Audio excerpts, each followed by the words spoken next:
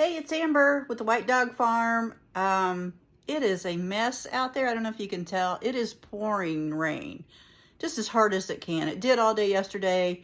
It's going to all day today and all day tomorrow. So I'm looking for some inside stuff to do.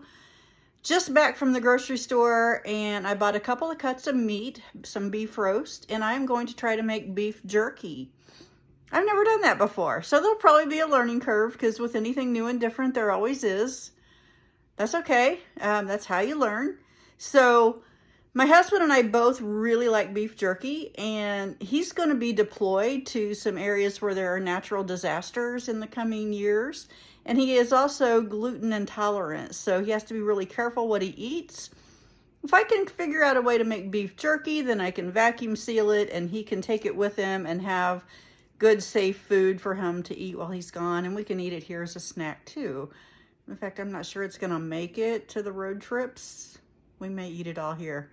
But anyway, I got my meat in the freezer. It is gonna freeze for a couple hours, and then that will make it easier to slice. I'm gonna slice it up, and then I'll marinate it. And then tomorrow, I'm gonna let it marinate all day or all night tonight. And then tomorrow I will put it in the dehydrator and see how it goes. So stick around and find out how it works, if it works. Hey, I am back with step 2 of beef jerky process. Okay, so I got my plastic bag, my Ziploc bag. I'm gonna basically mix up my marinade in there. I have a clove of garlic that I'm gonna mince into it.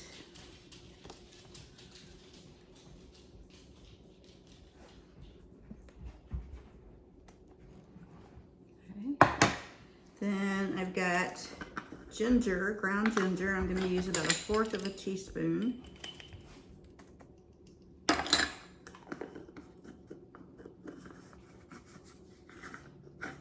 Going to put 1/2 cup of pineapple juice. This is going to be like a teriyaki flavored jerky. And then if I can get the lid off, we'll do 1/4 cup of brown sugar.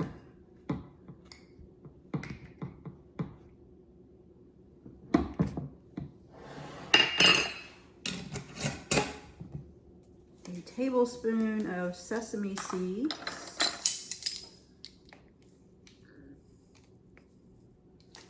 A tablespoon of sesame oil.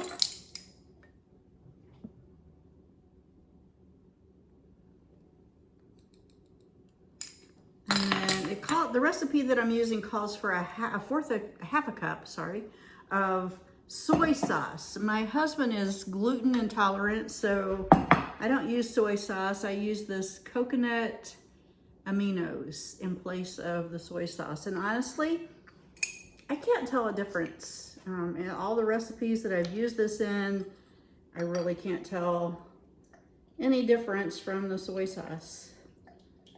So 1/2 cup. We'll get there eventually. Okay, dump that in. And then I am just going to zip this up and shake it up. Smush it all together pretty good and let it blend. Now I'm gonna go get my meat out of the freezer and slice it and add it to the marinade. So I'll be back. Okay, I'm back. I am slicing this up into nice thin slices. You want to go for about 1/8 of an inch, I'm told. Like I said, I've never done this. And you want to slice against the grain because, again, I'm told that that will give you the most tender jerky. So my knife is not the sharpest. This meat has been in the freezer for right about 2 hours. That definitely helps slice it. So I'm gonna get this all sliced up. Then I'm gonna pound it out thinner and put it in the marinade and let it sit until tomorrow. And I kind of think the longer you let it sit in the marinade, probably the better. I've read of people doing it for up to 2 days. I'm not gonna wait that long. Give it right around 24 hours, maybe a little bit less. We'll see. My life is or my schedule is pretty much scheduled around the weather. So we'll see what the weather's doing. Because that will determine what I'm doing.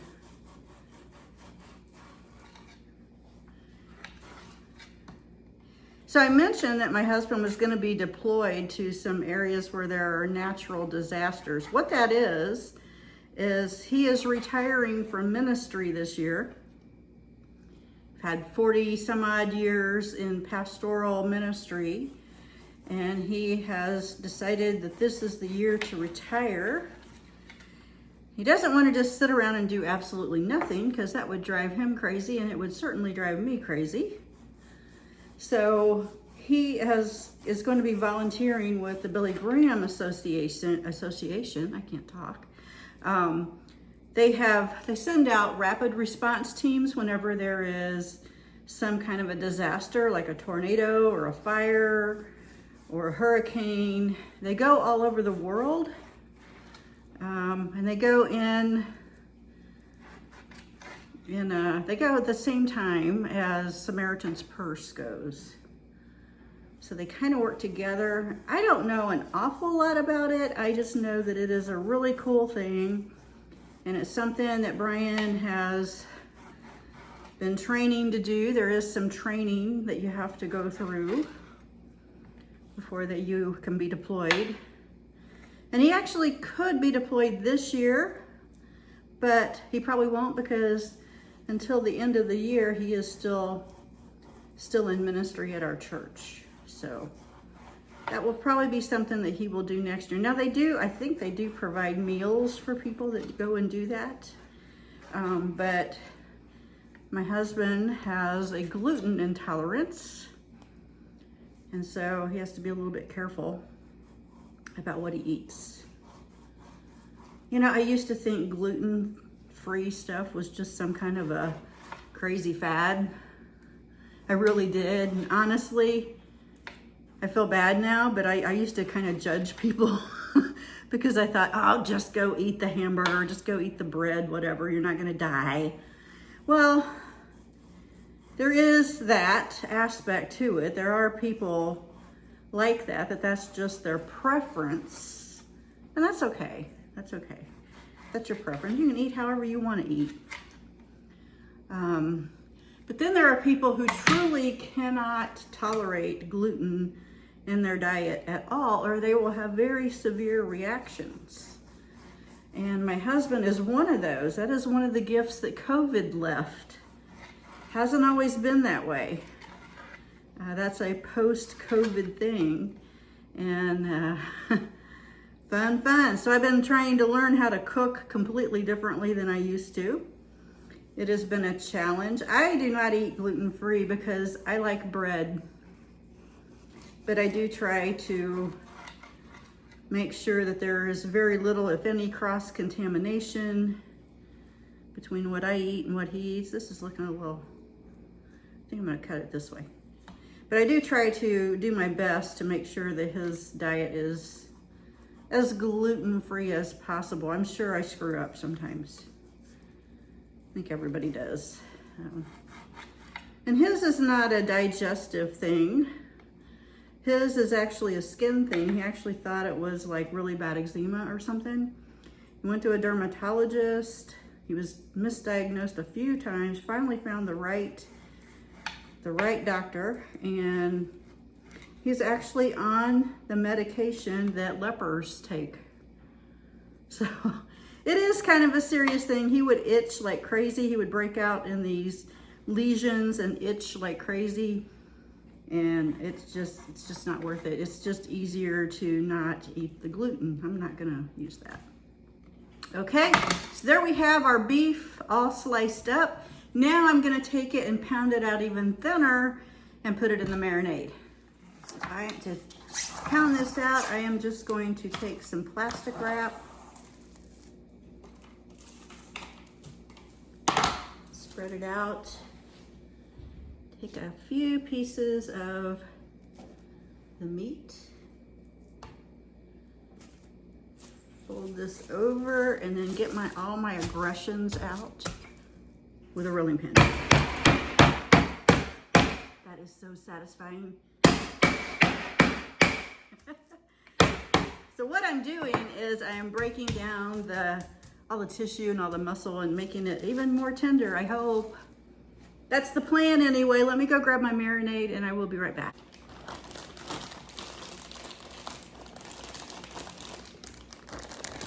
So I want to add this to the marinade, just a few pieces at a time. I don't want to just dump it all in there.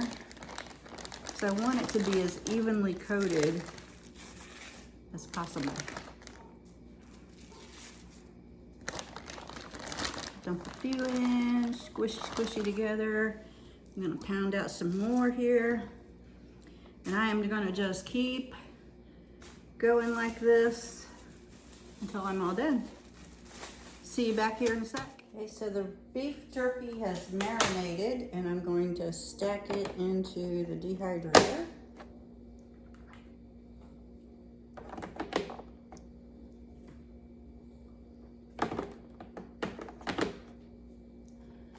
Turn it on to 165 for 4 hours, and then we'll be back and see how this worked.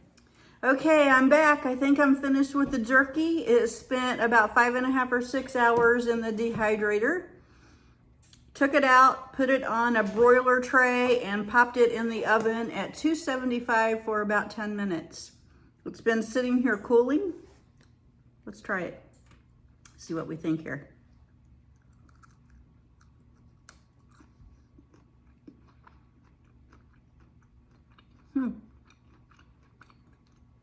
Yeah, that's not bad. It's not bad at all. It's kind of sweet from the pineapple juice. I personally would like a little more salt, but then I like salt on everything, so there's that. Is it cheaper? Probably not by much. This is not all of the jerky, by the way. There is more. I will probably end up with a gallon Ziploc bag full.